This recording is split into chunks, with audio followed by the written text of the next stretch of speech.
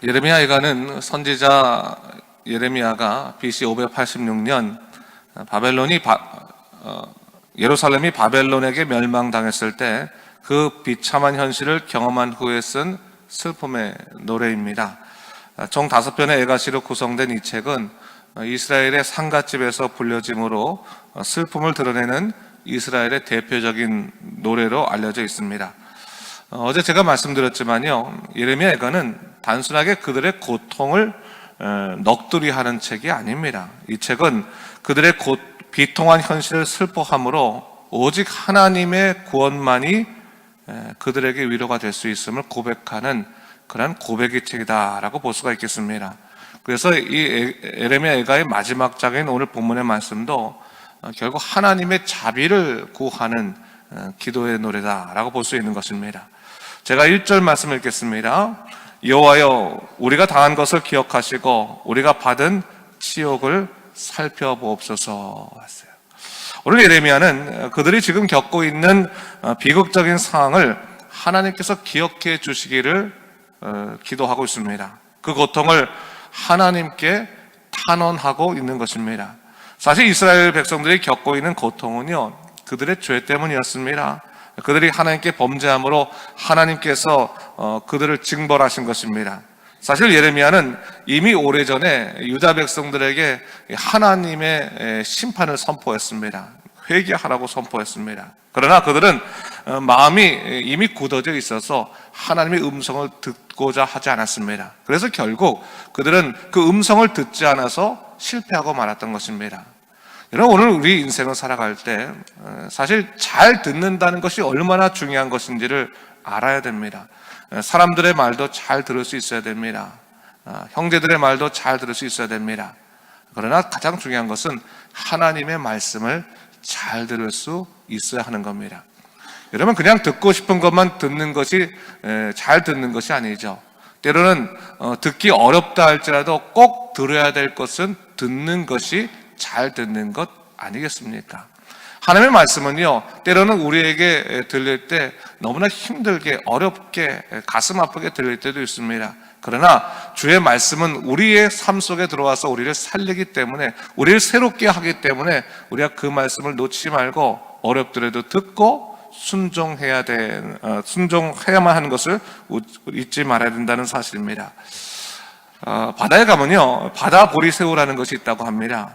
허물을 벗으면 벗을수록 살 수 있는 동물이 이 바다 보리새우인데, 어린 새우일 때는요 아주 쉽게 허물을 벗는다 그래요. 그런데 시간이 지나면 딱딱해져서 허물을 벗기가 참 어렵습니다. 그러다 보면 이 동물도, 이 새우도요, 허물을 벗는 그런 새우하고 벗지 않는 새우로 나눠진다는 거예요. 그러니까 이 딱딱하니까 허물을 벗기 어려운 새우들은 그냥 힘드니까 그대로 있다 보면 나중에 그 허물이 너무 강해져서 그 허물에 갇혀서 죽어버릴 수밖에 없고, 딱딱함에도 불구하고 그 허물을 깨고 나오는 새우들은 여전히 생명을 유지하고 살아갈 수 있다는 얘기를 제가 들은 적이 있습니다. 여러분, 우리도 마찬가지인 겁니다. 예수 그리스도로 인해서 구원의 백성으로 살고 있지만 나날이 우리에게 다가오는 이 죄의 유혹들과 또 공격 앞에서 우리가 항상 주님께서 주시는 은혜로 말미암아, 능력으로 말미암아 허물을 벗고 믿음으로 살 수 있는 사람이 될 수 있다면 우리는 생명의 기쁨도 누리고 살아갈 수 있는 것이죠. 여러분, 예수를 믿어도요, 기운 없고 능력 없고 또 마음에 기쁨 없는 삶으로 살아가는, 여러분, 어떻게 보면 명목상의 그리스도인으로 살아가는 모습은 결코 우리에게 신앙의 자랑거리가 되지 못하는 것입니다. 삶이 어렵다고 해서 그대로 그 삶이 어려움에 지고 무너지는 그리스도인들이 세상 사람들과 어떻게 다르겠습니까? 우리는 믿음의 사람들은 상황으로 사는 것이 아니라 예수 그리스도 때문에 사는 것입니다. 하나님의 능력 때문에 사는 것입니다. 그래서 세상 사람과 다르게 환경이 어렵고 상황이 어렵다 할지라도 그 상황을 예수 그리스도의 말씀으로 말미암아 이겨내며 살아가는 믿음의 능력이 있는 것이고, 그 믿음의 능력은 주님을 바라보고 주의 말씀을 의지하는 자에게 주어지는 하나님의 축복임을 믿으시기 바랍니다. 오늘 본문이 바로 그것입니다. 오늘 예레미야 예가는요, 쭉 읽어보면 슬퍼하는 얘기가 잔뜩 써있기 때문에 너무 이 책을 읽으면 마음이 우울하고 힘들다라고 말하지만, 사실 예레미야가 지금 고백하고 있는 것은 그냥 슬프다라고 하는 그런 자기 삶에 대한, 또 자기 심정에 대한 고백이 아니라, 이 슬픔을 이기게 하실 분은 오직 하나님이시다, 하나님의 자비를 구하는 그러한 고백이라고 볼 수 있는 것입니다. 여러분, 하나님께서는요, 죄를 회개하고 주님께 돌아온 자를 사랑하여 주십니다. 하나님께서 그 사랑의 마음으로 우리를 구원해 주신다고 하는 것을 오늘 말씀은 우리에게 분명하게 확인해 주고 있다는 사실입니다. 사실 여러분, 오늘 유다 백성들의 삶을 우리가 좀 돌아볼 필요가 있습니다. 이스라엘의 상황을 돌아볼 필요가 있습니다. 왜 이스라엘이 그토록 하나님이 계심에도 불구하고 자꾸 강대국에 의지하고 그리고 세상에 의지할 수밖에 없었는지를 한번 돌아볼 필요가 있어요. 하나님께서요, 이스라엘을 택하실 때 이스라엘을 그 지금의 이스라엘 땅에 허락하신 것이 참 이 가나안 땅에 허락한 것이 하나님의 뜻이 있다고 생각합니다. 여러분, 이 이스라엘 땅이, 이 팔레스타인 지방이 지역적으로 참 독특한 그런 그 지역에 머물러 있습니다.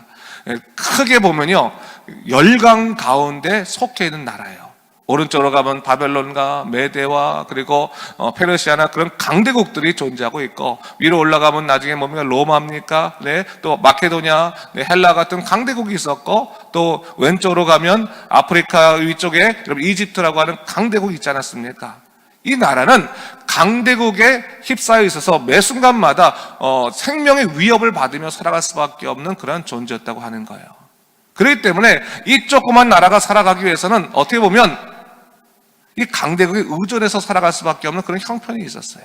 그것뿐만입니까? 하나님께서 축복의 땅이라 주신 그 땅이 다른 땅과 달리, 특별히 그 티그리스 강, 유브라테스 강이 있는 그런 바벨론 지역이나 메소포타미아 지역이나 혹은 나일강이 있었던 이집트와 달리 비가 오면 그냥 땅을 흡수하는 땅이었습니다.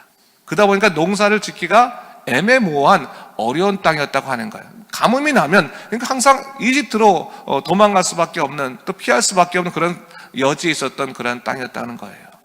그런데 여러분, 하나님께서 그 땅에 당신의 택한 민족을 부르셨습니다. 왜 부르셨겠습니까? 그 땅에 특징이 있습니다. 열방을 바라보지 않고 세상을 바라보지 않고 하나님만 바라보면 그 땅이 하나님께서 축복의 땅으로 만들어주시고 그 땅의 백성을 통해서 오히려 열방의 사람들을 부끄럽게 하시는 제사장 나라로 삼아 주시겠다고 언약해 주신 것입니다. 그 언약을 받은 백성이 이스라엘 백성이고, 그 언약 때문에 세상을 의지하지 않고 하나님만 바라보고 살아갈 수 있었다고 하는 사실입니다. 그런데 여러분, 이 이스라엘이 하나님을 바라보지 못하고 세상을 바라볼 때 그들은 넘어지고 말았다는 사실입니다.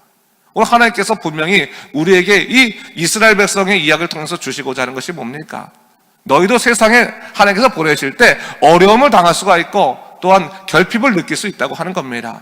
그런데 인생의 결핍을 느끼고 어려움을 느꼈을 때 세상 삶과 쫓아가게 되는 것은 결코 우리의 삶에 있어서 가장 소중한 해결책을 주지 못한다라고 하는 것을 다시 한번 이 말씀을 통해서 확인시켜 주는 겁니다.